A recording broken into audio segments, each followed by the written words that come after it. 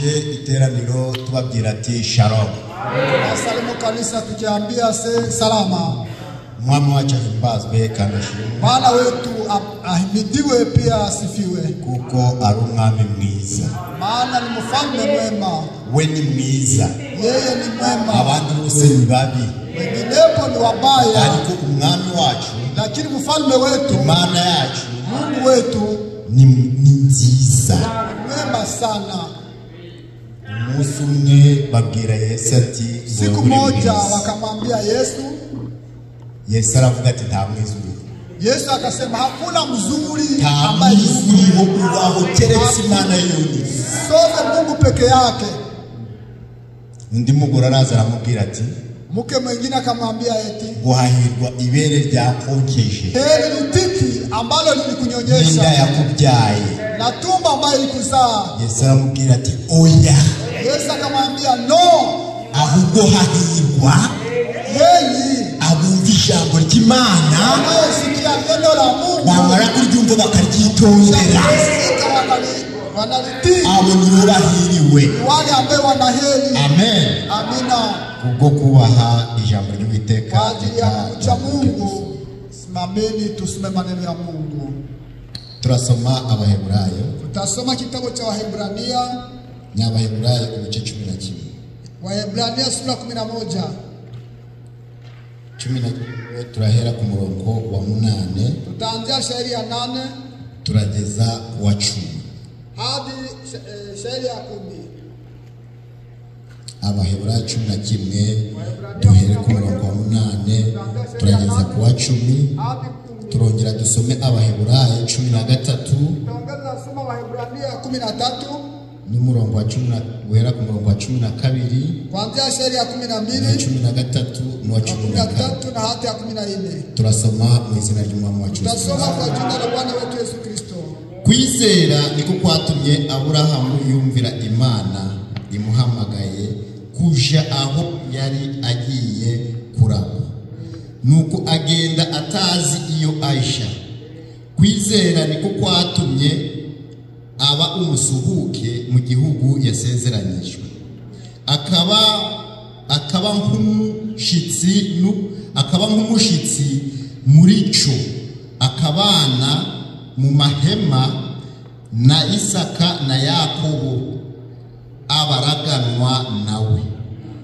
abaraganwa nawe ibyasezeranijwe, kuko yategerezaga umudugudu wubatswe ku mfatiro, uwo Imana yubatse ikanawurema. Amen.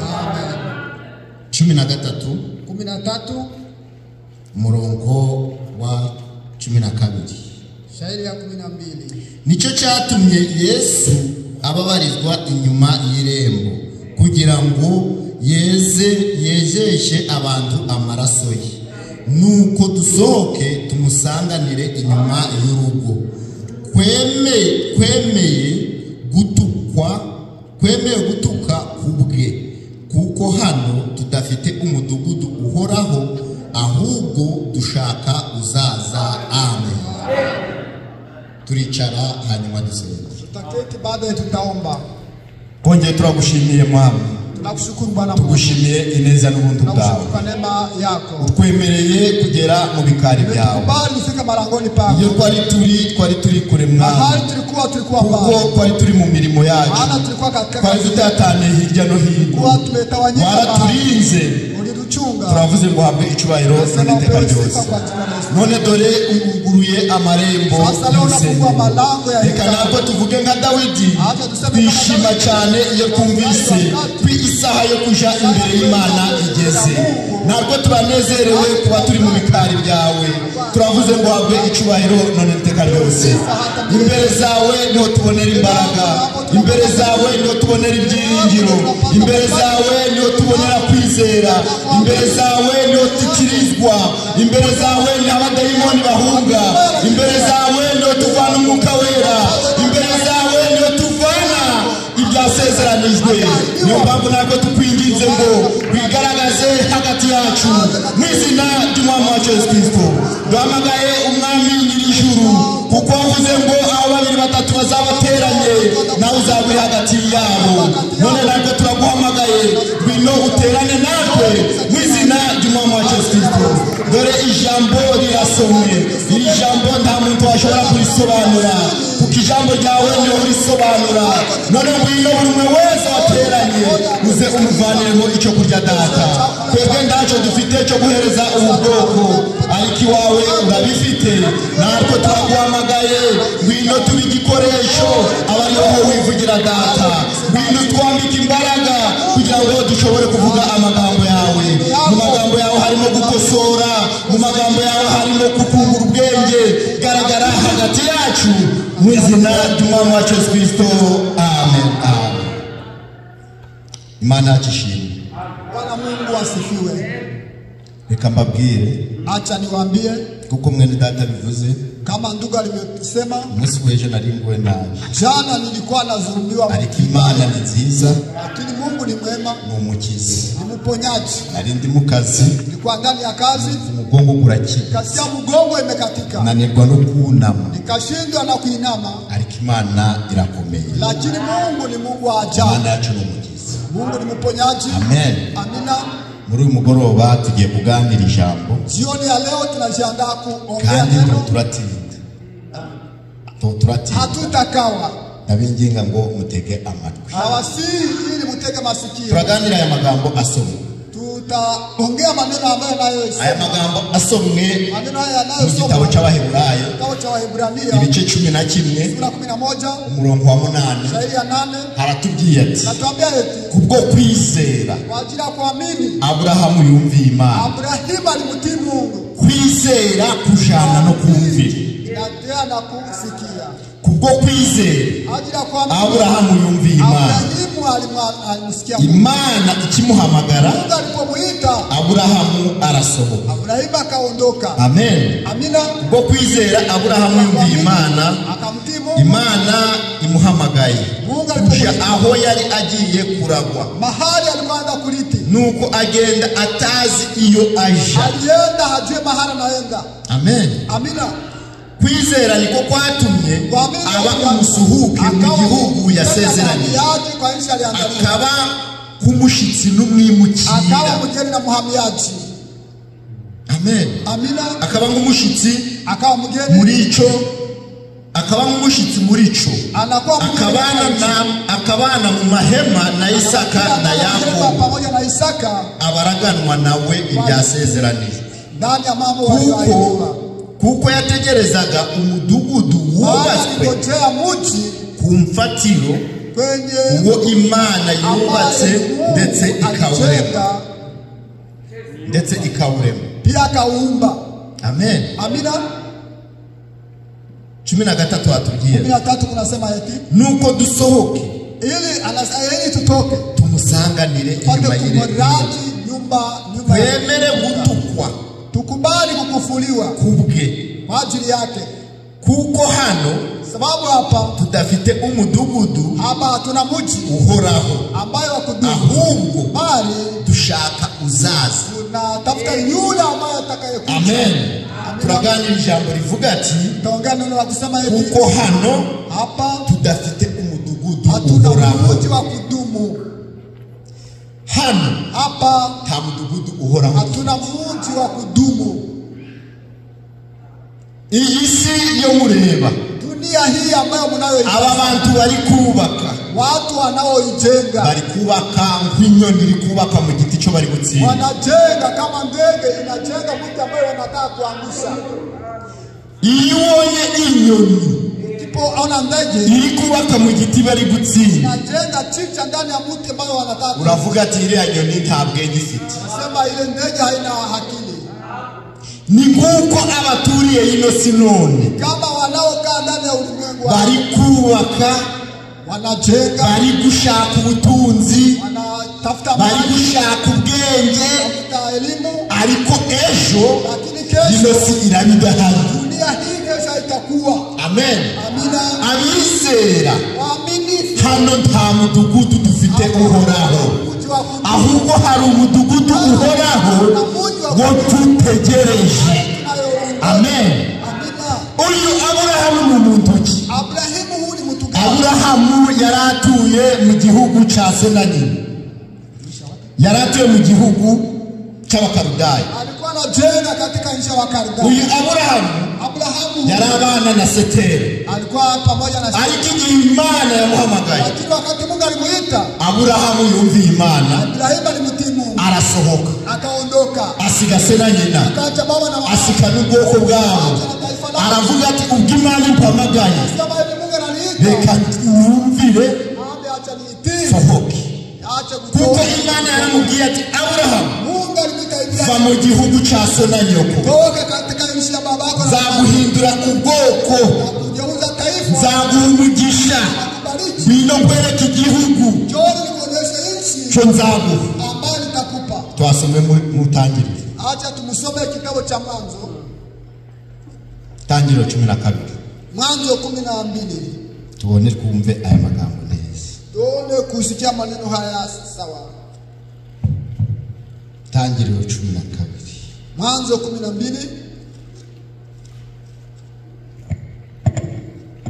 Ari kuvuga ati Uwiteka ategeka Aburahamu ati, va mu gihugu cyanyu usige umuryango wanyu n'inzu ya so, uje mu gihugu nzakwereka. Nzaguhindura ubwoko bukomeye, nzaguha umugisha.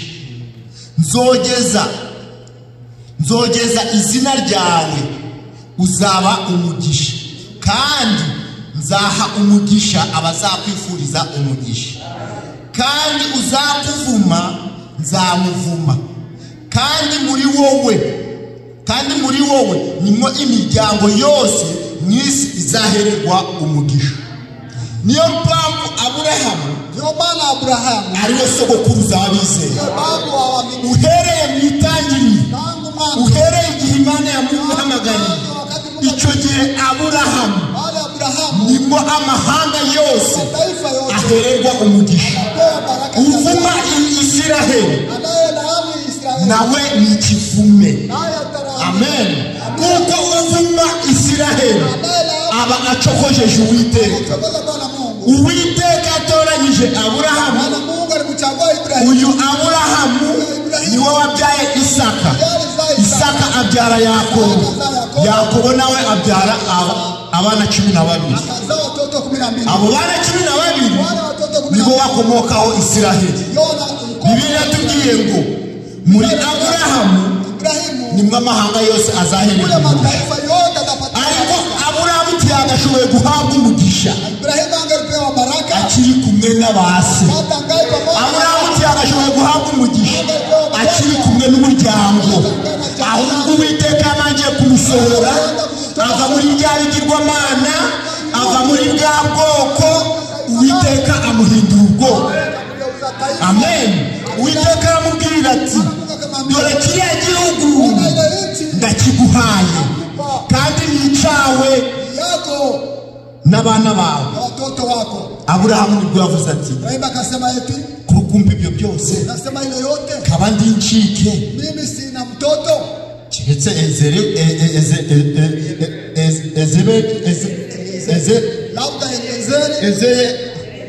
Eliyezeri niwe uzabira. Eliyezeri niwe uzabira. Uwiteka aramubwira ati, oya Aburahamu, hari Eliyezeri, ahubwo urubyaro rwawe nirwo ruzaragwa kiriya gihugu. Aburahamu yari ageze muri zabukuru. Ibrahimu alikuwa amekuwa mzee. Yarashaje. Alikuwa amezeeka. We na Sara. Bibiliya tubwiye ngo Sara ndo yajaga mu mihango y'abagore. Ariko kubwo kwizera Aburahamu aravuga ati ni amen. Isaya yarageze. Aburahamu yumvira Uwiteka. Uwiteka amuhereza urubyaro. Aburahamu arasogokuruza w'amahanga. Amen. Niyompamvu none tuvuga Aburahamu nk'urugero rw'abizera, asogokuruza w'abizera, kuko ariwe papa wacu kubwo kwizera. Amen. Ngo Aburahamu aba umusuhuke. Amen. Umusuhuke. yemera kuba umusuhuke akakubali kwa muhamiaji icyo gihe lakini wakati nuguhamagara buhihi kuita buhihi yagasohoka mu muryango w'akagera akatoka ndani ya jamaa lake bakabona agiye anaenda icyo gihe ile wakati twabaga guhamagarwa mu mubiri ilikuwa wakati ariko none nuguhamagarwa mu mwuka ubu none dufite urugendo ko duhagaze hamwe nabwo dufite urugendo kandi urugendo rwacu turugenda mu mwuka amen Frère namari kuvuga ati ubutumwa bwo mubona none ko bufite amagurudumu ubu none buri mu mahanga buri mu banyamahanga none turabufite ariko ejo buraba buri mu Isiraheli kwizera ni none gukizwa ni none kuba umukristo ni none ejo buraba bwasubiye mu Isiraheli amen uwo Aburahamu arasohotse imiryango iribaje ko Aburahamu asaze ariko Aburahamu yari yumvishe ijwi amen Aburahamu amusubiza Ibrahim kama muhamiaji ngo bituma avuga ati ikaacha anasema eti uhereye none tangu sasa njaje ndubaka amahema takuwa najenga mahema umusuhuke muhamiaji hayubaka inzu ikomeye umusuhuke hayubaka itafari kandi ejo urayisenya iyo uri mu nkambi iyo uri impunzi uhora witeguye ko ejo utaraharara amen ntabwo turi impunzi zo mu mwuka turi abasuhuke turi abagenzi n'abimukira iki gihugu ntari cyacu utavuga ngo nuko twageze muri Amerika utavuga ngo twavuye hirya twarasohoye oya ahubwo turimo tugenda turi kuja hehe turi kuja mu gihugu cyo hakurya mu gihugu cyo mu ijuru icyo nicyo gihugu cy'umwami yadusezeranyije ngo mu gihe Aburahamu yacyitegereje mu gihe Aburahamu yitegereje icyo gihugu aravuga ati uhereye none twubaka amahema mu mahema nimwo nzibe kuko Uwiteka naza akampamagara nzafata ihema dushingiwe ngende Niyompamvu Abisiraheli igihe bavaga mu Misiri baragiye aho bageraga baragandikaga ejo bakongera bakagandura bakagenda nta mukristo ugira inzu y'itafari uravuga ati se none turubaka itafari oya nta mukristo ugira umutima gukomeye umukristo agira umutima woroshe ufite umeze nka goferi amen ijambo ry'Imana ryavuga aho yarashinze agashingura akagenda amen Niyompamvu Aburahamu we yashingaga yeye alikuwa anasimika nyumba ya mabasi ashira kabashi anatia basi Uwiteka aza kumubwira ati Aburahamu rero shingura tugende ondoa twende ikoro ako kanya na kwa pesa amen amina Aburahamu akagenda Ibrahim akaenda none hasa leo ni umukristo leo ni mkristo ushinga akavuga ati nasimika hapa sitapatoka tunzabana na muhihi sitabaki pamoja na muhihi akaba yashinze akawa ameshimika ariko mu gihe ijambo ry'Imana rivuze byavuga ati kunda muhihi ako kanya agashingura akagenda akavuga ati kumbe muhihi ni mwene data hii ni ndugu yangu amen turi abashitsi n'abimukira dufitiye turukwerekeza kuko ino si ejo irabidahari amen reka nze nkubwire na ba nyiri ino si nto bayiringiye nabo nto bayiringiye nabo bari kuvuga ngo buraca bakavuga ati ntoburira bari kureba ku isaha bagatekereza ejo mbese birakurikiraho n'ibiki k'inzara iteye intambara zikaba zibaye nyinshi ejo birakurikiraho n'ibiki tafata ni kama nini nabo ndo babyirinda nao hawatuma Niyompamvu ngo bamwe bari kuja kubaka mu mirenge, ariko ijambo ry'Imana riratubwiye ngo no mu kirere Uwiteka azabamanurayo. Turabashitsi n'abimukiza. Sisi ni wageni wahamiaji. Dufite umudugudu na muji Uwiteka twubakiye. Bwana Mungu atujengea. Amen. Uwo mudugudu ni muji. Ejo mu gitondo asubuhi tuzaba turi. Tutakuwa tuko ndani. Amen. Amina. Abrahamu yagendaga. Ibrahim alikuwa anatembea. Asiye alikuja. Ajua kwa kwenda anaelekea. Ni kawe Mkristo none. Kama wewe Mkristo leo warukwiriye kumenya alikuwahi kujua mahali naelekea. Ariko abakristo bano Abakristo leo umuwaje umbesaje mu ijuru. Utakwenda mbinguni. Akuvugira ati ntombizi. Kuwe. Ariko Mkristo ukuri.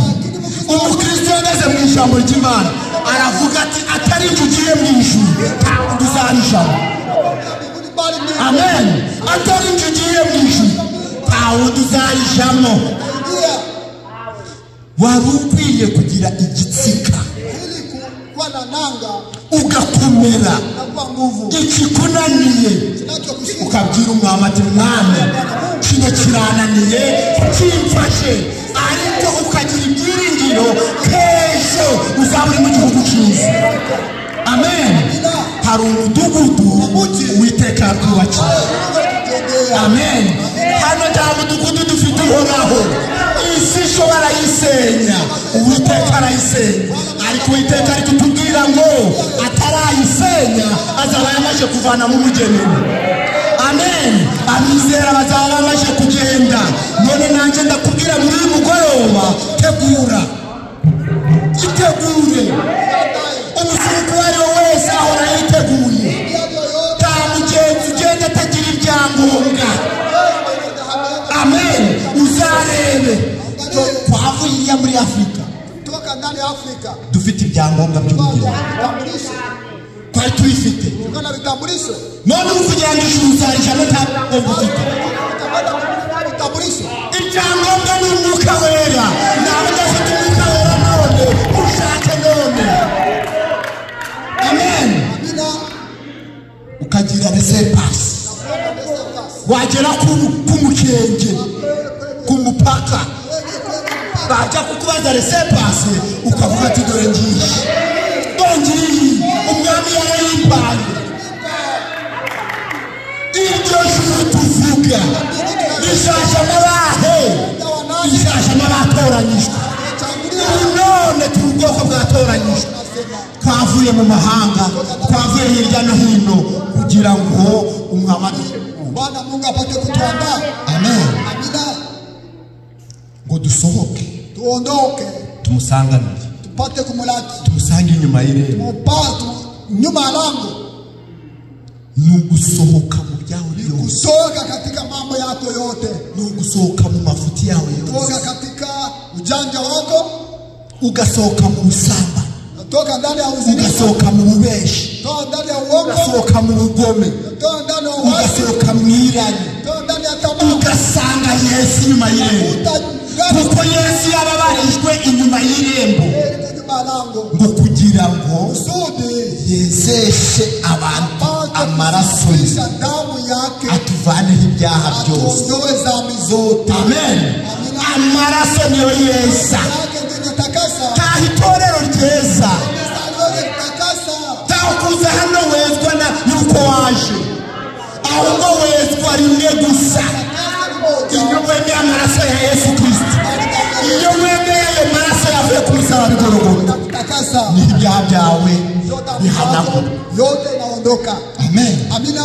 Ngo dusohoke, tuondoke, tuve mu byo turimo, tutoke ndani ya mambo yetu yote, tupate kumulaki, tumusange inyuma y'irembo. Nyuma ya lango. Ngo kuko hano sababu hapa tudafite umudugudu, hatuna mji wa kudumu, ahubwo dutegereje wa wundi uzaza, mji ambaye itakayokuja. Amen.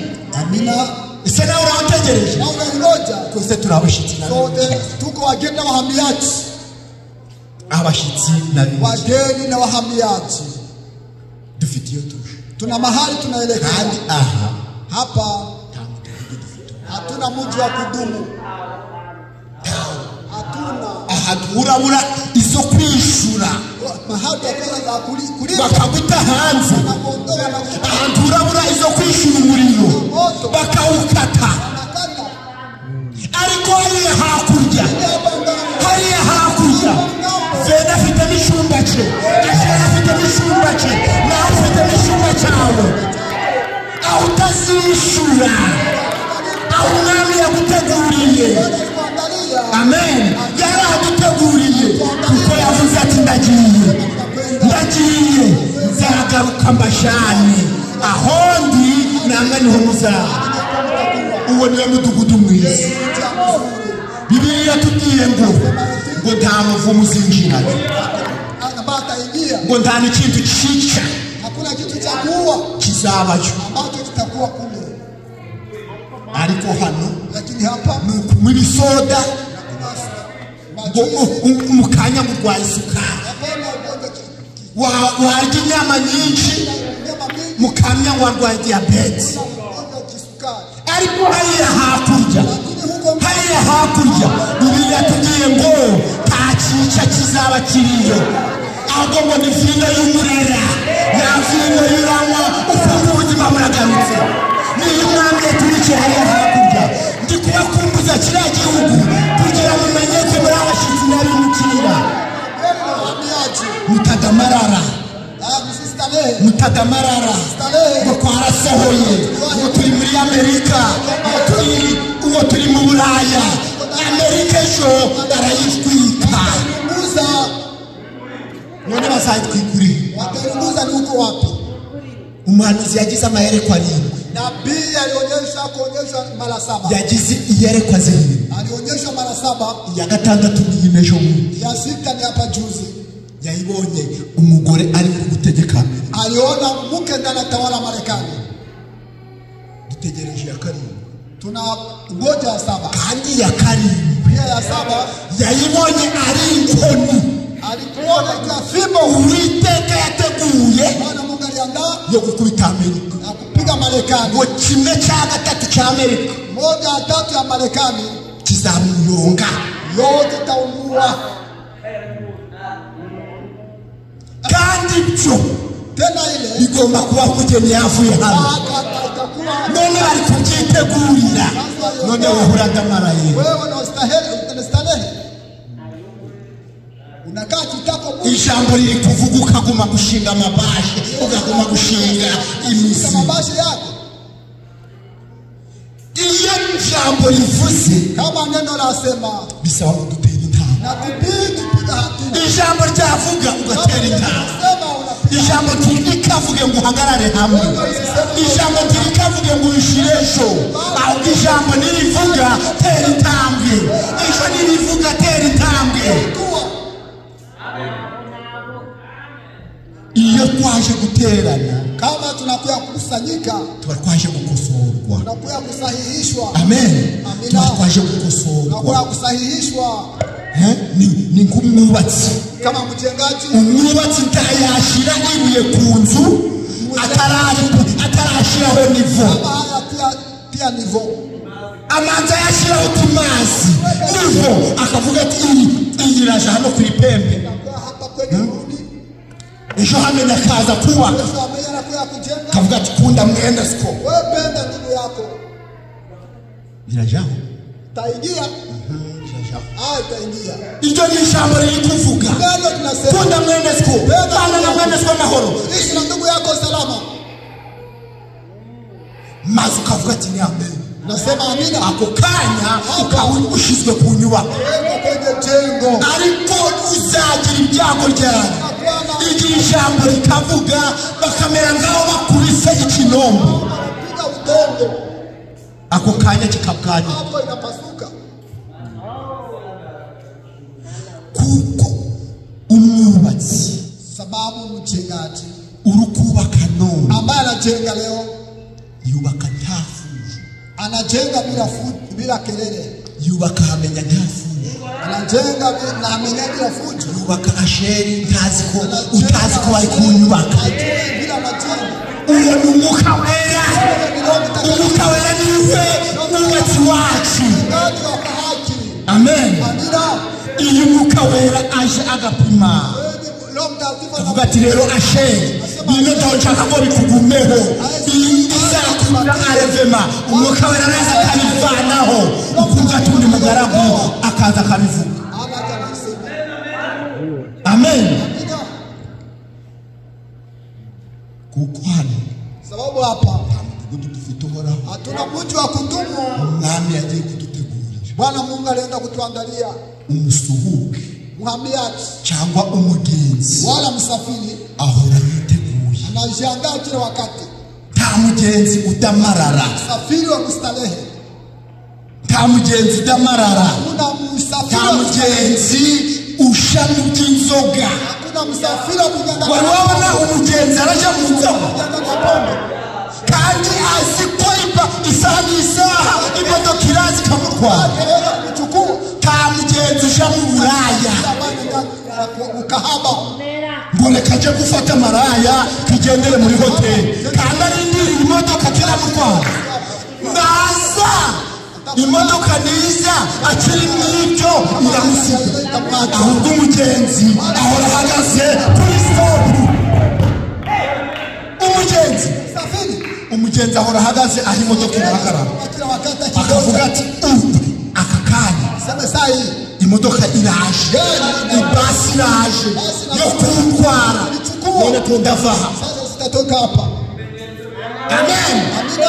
Umugenzi biba bisaba ngo agire baga, ahora ahetse kuko n'umugenzi ahora yiteguye, yanajiandaa kila wakati. Amen. Amina. Ni byangombwa na vitambulisho vyake ndani ya mfuko. Ni byangombwa mu mfuko, vitambulisho ndani ya mfuko wake. kuko ari umugenzi, sababu yeye ni msafiri. Reka mbaheru n'urugero, wacha niwape kiwango hii. Igihe twakoraga iby'interview yo kuza ngaho, wakati tulikuwa tunafanya interview ya kufika hapo, twahoraga duhagaritse imitima, tunakuwa tunasimamisha moyo, twahoraga duhagaritse imitima, tukisimamisha moyo, tuvuga ati reka nje gushaka kano na kano kugira ngo ure agashakoshi, reka nje gushaka kano na kano kugira ngo ure agapantaro. Uko niko bino mu mwuka, niko ndani ya kiroho. Uko niko bino mu mwuka, niko ndani ya kiroho. Nabuziko ikirakari cyakunaniye, kukasirika ili kushinda, so bisango wicare, bisaba ngo uhoruraje gukwita amavi kuembeleza Mungu. Mana ikirakari cyarananiye, mbabarira mpindure, nigeuze. Amen. Nabuziko kunegurana byakunaniye, mbere nko wa mugenzi, kama yule msafiri. Mana kunegurana byarananiye, mpindura Mana, nisaidie. Uwo niwe mugenzi nyako, yule ndio msafiri wako, uwo ni uri kwitegurira ijuru nyako, kuko we sababu yeye ahora yitegura, anajiandaa kila wakati. Amen. Amina. Tagihe kirisiga, hakuna wakati ambao inabaki, hakuna wakati ambao inabaki. Wewe nushaka kuvuga ati wewe ukipenda useme kungani wakati, lakini hakuna wakati, ko ibimenyetso byose, sababu dalili zote zilishaonekana, zilishaonekana. Tukuganira ijambo, tunaongea neno fupi la kusema eti kuko hano sawa hapa mudugudu, hakuna mji uhoraho dufite wa hudumu ambayo dufite umudugudu, bali tuna mji w'Imana twitegura, ambaye Mungu alituandalia. Amen. Amina. Kandi uwo mudugudu w'Imana dutegura, pia ile mji ambaye Mungu alituandalia, hari abawutoranyirijwe, kuna wengi waliandaliwa. Waebrania, Abrahamu yahoraga ari umusuhuke, Ibrahim alikuwa mhamiaji, abana b'Imana bari bakwiriye guhora ari na watoto wa Mungu angeliweza. Ijambo ry'Imana ryavuga, kama neno la Mungu lasema, avuga ati Mana, nasema Mungu ibitonda biraramo, hii sitalala ndani ya hii. Ariko none, lakini sasa ni kuvuga ku Kristo gato, ni kusema kwenye Mkristo kidogo, gati nibereye iwacu, tulitabakia kwangu nyumbani. akabaraguye, akaanguka hapo hapo, kandi umweretse inzira yo guca, pia umemwonyesha njia ya kupitia. None uwa yarahamaka, sasa kweli yule aliitwa agameze karoti, anakuwa kama Loti alikuwa anafuata. Kristo nuremerwa gukosora. Mkristo ni mwenye atakubali kusahihishwa. Bakamubwira ngo ijambo ry'Imana rivuze ngo. Neno la Mungu lasema eti, akavuga ati ni amen. Asema amina. Harije impaka. Hata aleta ubishi.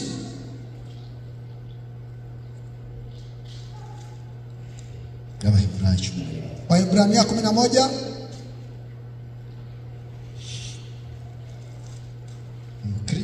Mkristo nuremerwa gukosora. Mwenye atakubali kusahihishwa. Hari kuvuga ngo. Kunasema eti 11:13. Nziza. Kiwango nzuri. Bari kukwereka. Ambayo wanatuonyesha. Biblia tugiye. Biblia alituambia eti Abrahamu yabaye musuhu. Ibrahim alikuwa mhamiaji. Akakuwa mgeni na mhamiaji. Yubakaga amahema. Alikuwa anajenga mabase. Agashingura. Kisha anatoondoa. Akagenda. Anakwenda. Biblia tugiye 11:13. 11:13. Abo bose wale wote bapfuye bachize. Walikufa wangali ya kuamini. Bapfuye bachize. Walikufa wangali wanaamini. Batarahabwa ibyasezerano. Bado walikuwa hawapewa ambayo baliroraga biri, lakini walitazama vikiwa mbali. Baliroraga biri kure cyane. Waliona vikiwa mbali. Bakabyishimira. Wanavifurahia. Bakabyishimira. Wanavifurahia. Kandi sangu nako kwishimishwa. Mustahili lazima upate kufurahia. Amina. Korana gahinda. Usiwe na huzuni. Oya. Agahinda kandi dufite amasezerano. Dufite amasezerano. Kesho mu gitondo turarwaye iwacu uhora n'umugunji. Ahubwo byari kwiriye ngo duhorane ibyishimo. Kesho twarara nayo sinone ariko ndikurirwemo. Amen. Kwayiraramo ariko ejo tukaba twibereye mu bwiza. Kwayirwamo ariko ejo tukaba twibereye mu bwiza. Niyo mpamvu umukristo ni wari ukwiriye kwishima ukagenda no mukeye. Amen. Amina. Abo bose bapfuye baciye. Wale wote walikufa wangali wanaamini. Batarahabwa ibyasezerano. Bado yapewa lera. Ahubwo babiroraga. Bado walikuwa wanatazama. Cyane. Bakabyishimira. Wanabifurahia. Bakavuga ko ari abashitsi. Yao ni wageni n'abimuki na wahamiaji. Amen. Amina. Baravuga ati n'abashitsi. Wakasema wao ni wageni na wahamiaji. Bose bapfuye bakibyize. Wote walikufa wangali wanaamini. Kandi intego yao, lengo lao yari imwe gusa. Ilikuwa moja. Baravuga ati turawe kusema sisi ni wageni na wahamiaji. Dufite igihugu tunaishi tukusha ambao tunaelekea ndani. Niyompamvu atemeraga gupfukamira ibigirwamana miungu. Bakavuga ati Shadraka na Meshaki na Abednego turabata mu muriro. Bakavuga ati naho mwaduta mu muriro ejo tuzabaho. Bakabwira Daniel ati Daniel turaguta mu rwobo rw'intare nudatukama nutaramye umwami. Daniel akavuga ati Montema hakiri kare kuko ni izo ntare nizimya ejo nzongera kubaho. Bavuga ati n'abashitsi n'abimukira kuko bahagaze mu ijambo ry'Imana kandi ko bahawe amasezerano bigatuma bagendetse hata wanakuwa na nanga.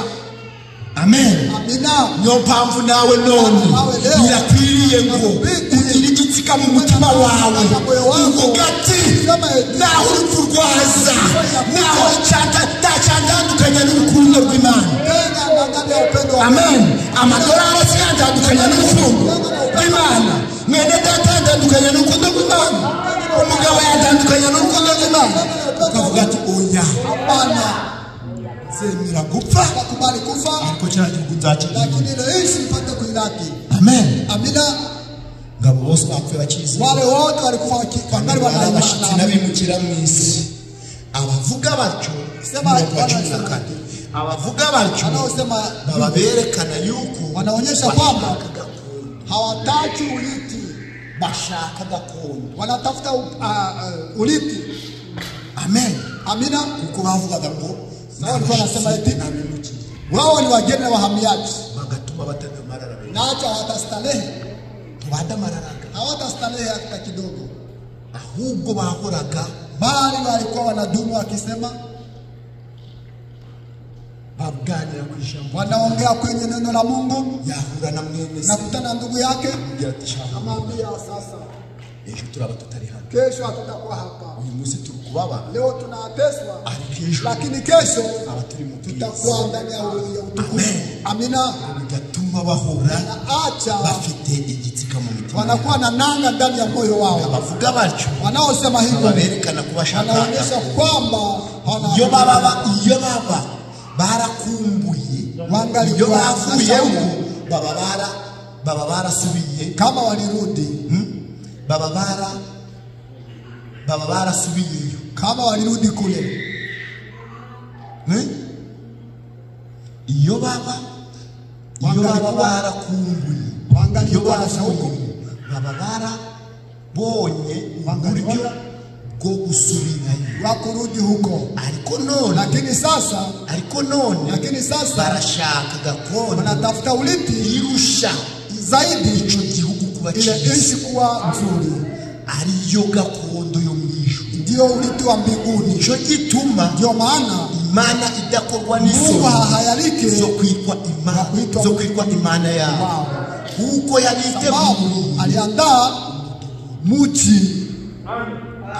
Amina.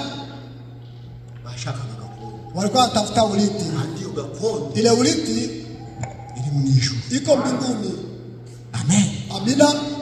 Utekuvuga ngo Amerika ni nziza, sema Marekani ni nzuri, ngo tume yache bibagirwa, sahau udamarare, udecikeni,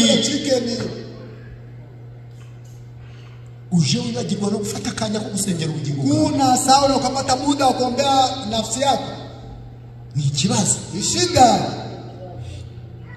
Uje wibagirwa no gufata akanya ko kuhamurika nsengera umuryango wawe. Sema ombee jamaa lako.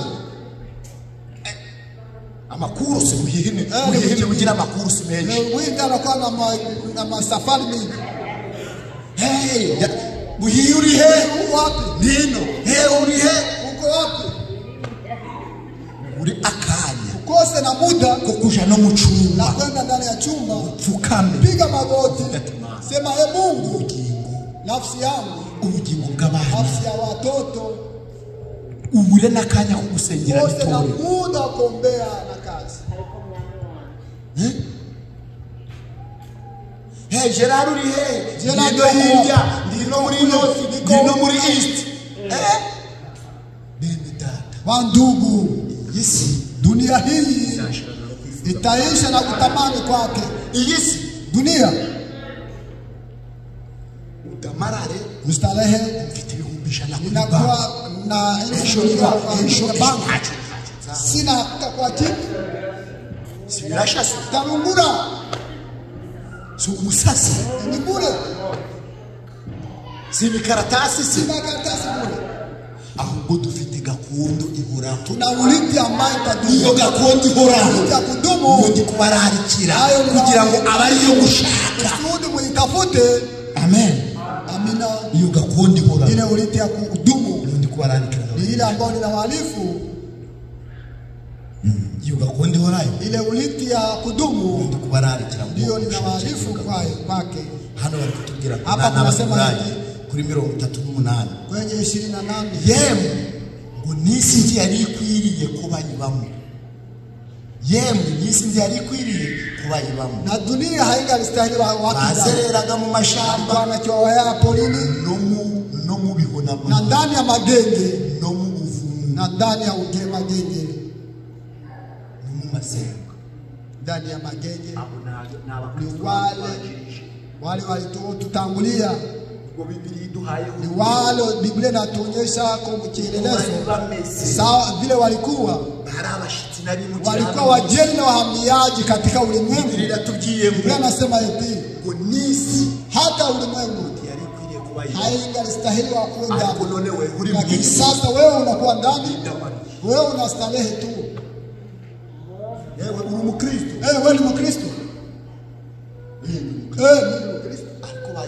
lakini unaona desturi zako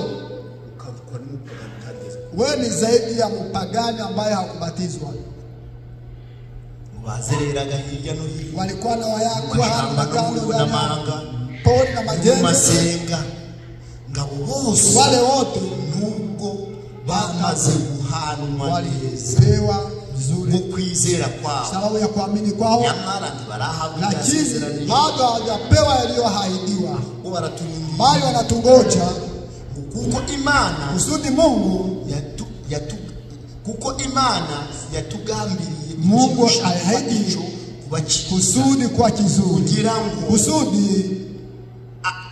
kugira ngo abo batunga kusudi wale wawe safi sababu tukiwa pamoja wangali wanatungoja abo bose wale wote wale wa Paulo wa Petro wa Yohana bagenda hayo n'abandi bose kadhaa bamaje gusinzira wote walishasinzia bibereye muri paradis wangania paradis lakini wanatungoja kugira ngo natwe tugere ku rugero rushize kwenye kiwango kamilifu. Amen. Amina.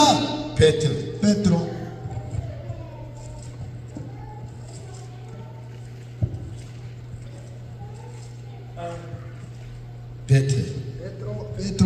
ya mbere. Petro wa kwanza. Petro ya mbere ibice bibiri. Petro wa kwanza sura 2. Mungu Paulo alikudugura hano. Msikie vile Paulo anatuonya hapa. Petro ibice bibiri. Petro sura 2 umurongo wa 11. Sura ya 11. Bakundwa ndabahugura nawaonya. Bakundwa ndabahupenda nawaonya. Ubwo muri abashitsi nabimukire ni wageni wahamiaji. Bakundwa ndabahupenda nawaonya. Ubwo muri abasuhuye ni muko wageni wahamiaji nabimukire. Wageni wahamiaji kugira ngo mwirinde usudi mujiazani ari ry'umubiri ry'umubiri namna wanya ubugingo bwapiganisha nafsi zenu. Amen. Amina. Ubwo tuvuga ngo turi abashitsi nabimukire tunasema ni wageni wahamiaji. Bibiliya inasema inatuonya eti ati mwirinde azani iyari ryose ry'uburyo bwinshi namna yote rirwanya ubugingo napiganisha nafsi zenu mugirinde ushaza. Amen. Amina. Turi abashitsi sisi ni wageni wahamiaji. Amen. Amina. Turi abashitsi nabimukire sisi ni wageni na wahamiaji. Wakolosai 3 sura 3. Wakolosai 3 sura 3 umurongo wa 2. Sura ya kwanza. Nuko rero nimba mwarazuranywe na Kristo muje mushaka ibiri mu ijuru aho Kristo ari. Wenye Kristo yako. Amen. Amina. Nuko rero nimba mwarazuranywe na Kristo kulifunga pamoja na Yesu muje mushaka ibiri mu ijuru aho Kristo ari yicaye iburyo bw'Imana kumbe kwa Mungu muje muhoza umutima kubiri mu ijuru atari kubiri mu isi sio kwa ulimwengu. Ubwo tuvuga ko turi abashitsi nabimukire kaba turi gushaka ya gakondo iri mu ijuru. Bibiliya tubwiye ngo muje muhoza imitima yanyu kubiri mu ijuru atari kubiri mu isi. Amen. Mandatori. Amafaranga zashira ariko hari ikidashashira. Ikitazashira n'ubugingo buhoraho. Amen. Bibiliya tubwiye ngo muje muhoza imitima yanyu kubiri mu ijuru atari kubiri mu isi. Yesu we yaravuze aho ubutunzi bw'umuntu buba aho buba niho n'umutima we uba. Sibyo? Twasoma muri Matayo. Ndani ya Matayo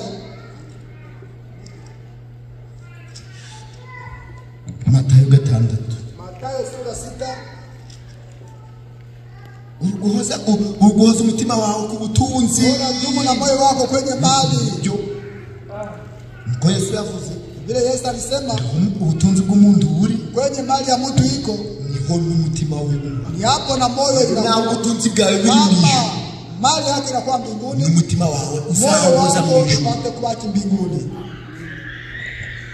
Biblia tubwiye Matayo 6:19 Mateo sura 6 shairi ya 19 timukibikire ubutunzi mwisi musijiweke mali aho inyenzi n'ingese zimurya itakula kandi abajura bakabucukura bakabwiba ahubwo mwibikire ubutunzi bwanyu mw'ijuru aho inyenzi n'ingese zitaburya n'abajura ntibabwibe n'abajura ngo ntibabwibe kuko aho ubutunzi bwawe buri niho n'umutima wawe uba.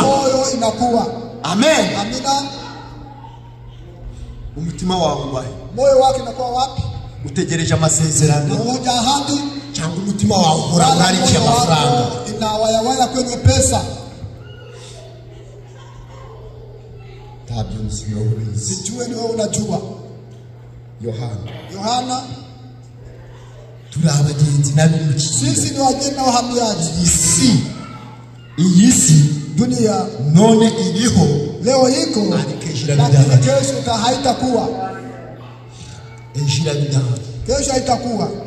Ubutunzi mali aya mazu ubona, manyumba haya mnaona ni bure. Ubuzima uyu mubiri hii mwili ni umukungu, ni vumbi. niko wambaye ikoti ryiza navaa suti nzuri, niko kwiremera ibicoci kama kujichonea vitepe, lakini ni bure. kuko hano sababu hapa hakuna uliti ambayo tunayo ambayo ya kudumu, ahubwo dufite gakondo, bali tuna uliti. Yohana ya mbere Yohana wa kwanza 2:15 2:15 iri kuvuga ati, nasema eti timugakunde ibyisi, usipende mambo ya ulimwengu cyangwa inyinyizi, wala yenye kwa ndani ya ulimwengu. umuntu nakunda ibyisi, mtu ajipenda vya ulimwengu, kunda data twese, penda baba wa sote kuba kuri muri we, haimo ndani yake. nukuri kweli nukuri nubona umuntu ari kwirimbana mu byisi gusa, anapigania akayirimbanira ibyisi bigatuma ushaka gushakisha imiti ngo kugira ubone amafaranga. uwo muntu ntajura ateze, ahubwo icyo ari gushaka ni ubutunzi bw'isi. ijambo ry'Imana ratubwiye ati, timugakunde iby'isi cyangwa ibiri mu isi. ariko nta mwana w'Imana arukwiriye gukunda ibintu, nta mwana w'Imana arukwiriye gukunda ibiri hano ku isi. kandi Uwiteka yatubikiye, Bwana Mungu alituwekea ibiruta ibyo zaidi ya ile. Amen. Amina. Timugakunde iby'isi cyangwa ibiri mu isi. Umuntu nakunda iby'isi, kunda data wa twese, tikuba kuri muri we, kuko ikiri mu isi cyose ari irari ry'umubiri n'irari ry'amaso cyangwa kwibona by'ubugingo bidaturuka kuri data, bidaturuka kuri data wa twese, ahubwo bituruka mu isi. duniani. Umurongo wa 17 kandi isi dunia hii irashirana no kwifuza, itaisha na kutamani. kandi isi zaha dunia haitashiba. reka nze ubwire nawe utagizaha, wacha nikwambie nawe hautashiba. uziba Bill Gates bari bahaga amafaranga, Bill Gates walishiba pesa basi. uzima uri abo Amazon yari yahaga amafaranga, basi Amazon alishiba pesa. n'abatwango n'abandi bose ngo bari bahaga amafaranga, n'abamagutu bapfuye bagishaka amafaranga. Niyompamvu ijambo ry'Imana ritubwiye ngo isi izashirana no kwifuza kwayo, n'abatuye muri iyo si bose bazashirana no kwifuza kwayo. ariko reka nkubwire ikintu kimwe, umutanyurwa ryari, umutanyurwa ari kumwaba mwicayemo, n'uzahabwa umwuka wera, n'uzabona ko iby'isi ari ubusa. igihe Yesu azaza kwicara muri wowe, uzumva kunyurwa bite, umva uzanyurwa. ujya kacike ni kamwe uzavuga ati ndanyuzwe, ugira akambaro kamwe uzavuga ati ndagushimira mwami. Iwacu mu nkambi ntiwafuraga akambaro nijoro mu gitondo ukakambara ukaja gusenga, ntibyabayeho. Ariko hano upakisha amabaga n'amabaga n'amabaga, ariko uracyashaka iyindi myambaro. Uzi uzanyurwa ryari? Uzanyurwa ariko Kristo aze kwishana muri wowe. Uzavuga ati mwami ndatoshetse, naho utarabona ko gakiza kari muri wowe, utarabona ko yicaye muri wowe, uzahora wifuza wifuza wifuza wifuza, uzahora wifuza. Uwo niwe muntu, umuntu anyurwa rimwe gusa ari uko umwami aje kwicara muri we. Iyo mwami yicaye muri wowe niho unyurwa, ufite byose, ufite ubugingo, ufite ibyo kurya, ufite umwambaro.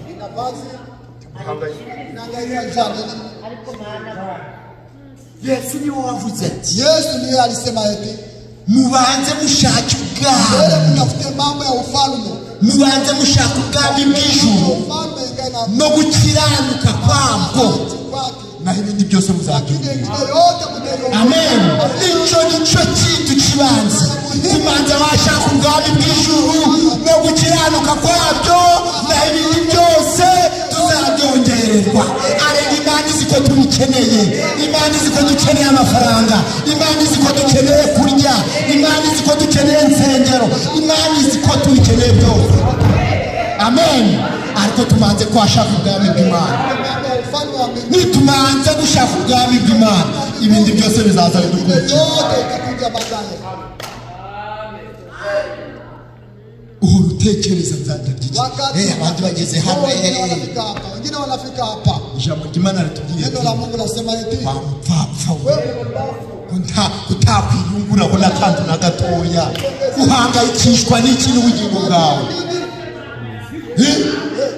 None se urahangayika, nta kintu wakwiyongerera, nta kintu wakwiyongerera. Uyaguze inzu y'ibihumbi 100, uyaguze inzu y'200, nje nzagurira 500. Nta kimwe wakwiyongerera, ahubwo manzi ushaka ubwami bw'ijuru no gukiranuka kwabwo, ibindi byose uzabyongera. Amen. Ku murongo wa 17 ari kutubwira ati, kandi isi izashira no kwifuza na kutamani kwake, ariko ukora ibyo Imana ishaka azabaho iteka ryose. Wavuga ati ni amen. Bibiliya itubwiye ngo isi izashirana no kwifuza kwayo, nta gihe isi izahaga, nta n'igihe abatuye isi bazahaga, ariko ngo uzakora ibyo Imana ishaka, wowe ngazabaho ibihe n'ibihe, ngazabaho iteka ryose. Nanjye mbifurije kuba iteka ryose muri bwa bwami bwa Masiya. Imana ibahumurize.